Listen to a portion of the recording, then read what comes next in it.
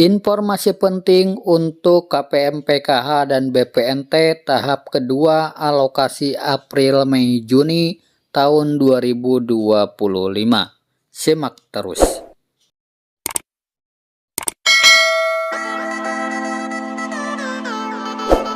Nah, oke teman-teman, kita langsung pada berita intinya ya. Nah, seperti yang dikutip dari detik.com.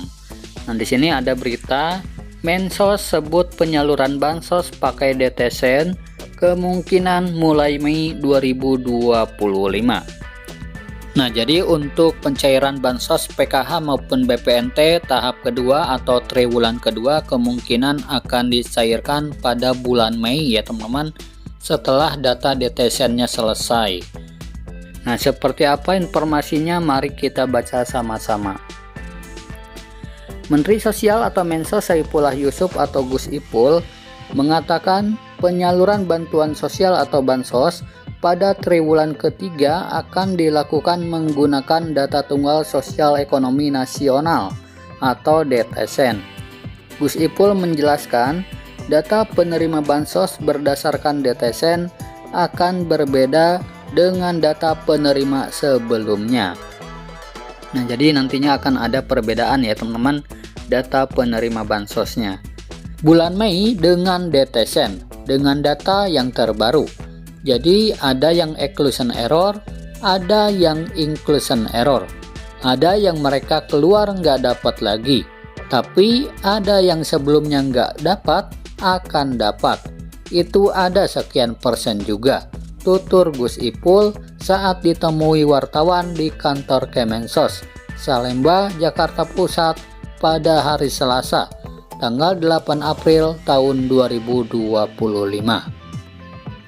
Gus Ipul mengatakan saat ini tengah mematangkan data penerima bansos untuk disalurkan pada triwulan ketiga. Gus Ipul berkoordinasi dengan Badan Pusat Statistik atau BPS memastikan penerima bansos masuk kategori keluarga miskin dan miskin ekstrim. Nah, jadi data DTSen itu yang mengelola adalah BPS ya teman-teman. Dia juga menyampaikan perlu dilakukan ground check untuk memastikan keluarga penerima manfaat bansos masuk dalam kategori desil 1 dan desil 2. Gus Ipul mengatakan setelah selesai penyaluran bansos secepatnya dilakukan pada bulan Mei. Nah, jadi Gus Ipul mengatakan setelah selesai nanti data DTSen-nya selesai, penyaluran bansos secepatnya akan dilakukan pada bulan Mei ya teman-teman. Nanti kita lihat ya sasarannya. Kita tentukan setelah itu baru kita salurkan. Kira-kira ya kalau nggak Mei ya paling lambat bulan Juni. Tapi kemungkinannya bulan Mei, tutur Gus Ipul. Nah, jadi kemungkinan untuk penyaluran bantuan PKH maupun BPNT triwulan kedua atau tahap yang kedua itu kemungkinan akan dicairkan bulan Mei ya teman-teman, setelah data DTSen-nya selesai. Selanjutnya data penerima bansos akan dievaluasi per 5 tahun. Evaluasi tersebut untuk memastikan penerima bansos masih layak atau tidak. Nah, jadi nanti tidak akan ada yang sampai 10 tahun atau 15 tahun ya menerima bansos. Jadi setiap 5 tahun nanti akan dievaluasi. Kita evaluasi 5 tahun, apakah masih layak atau enggak gitu. Jangan sampai menerima bansos 15 tahun, kan ada itu. Bahkan ada yang 20 tahun, ada itu.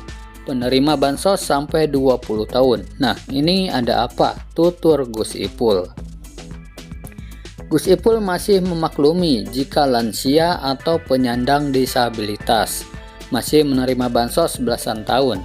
Namun dia mengatakan bagi warga yang masih sehat dan produktif perlu dievaluasi.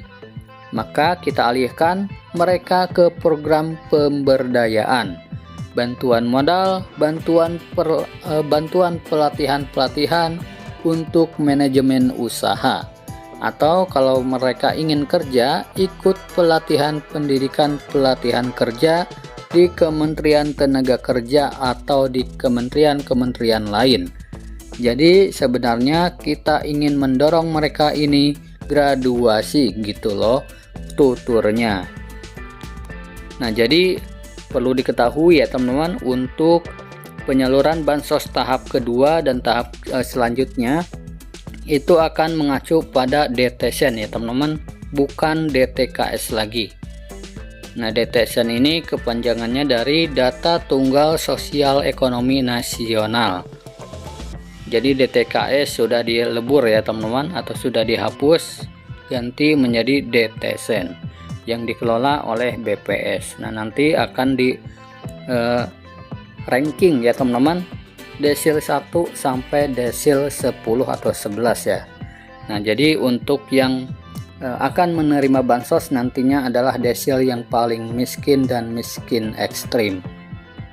Nah, semoga video ini bermanfaat. Sampai jumpa di video selanjutnya. Wassalamualaikum warahmatullahi wabarakatuh.